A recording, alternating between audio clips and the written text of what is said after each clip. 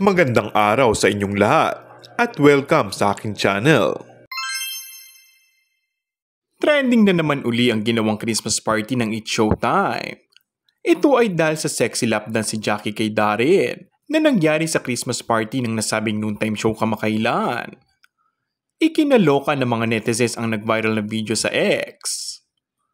Ibinida naman ni Kim Chiu ang kanyang ine-endorsong alak, kung saan sponsor ang TV host. Maririnig sa video ang sigaw ni Kim Chiu na shot puno. Tuwang-tuwa naman ng mga nasa party dahil sanib puwersa rin ng mga supporters ni Kim Chiu na bestie ng singer-dancer sa pag-react sa mga eksena sa party.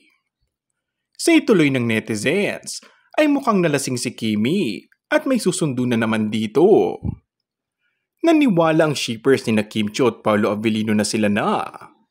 Hindi lang ba sa friendship o magka-love team ang kanilang turingan? Gusto tuloy malaman ng fans kung paano ipinakilala ni Kim si Paolo sa mga kaibigan, kung ka-love team, kaibigan o boyfriend na. And that's all for our today's video.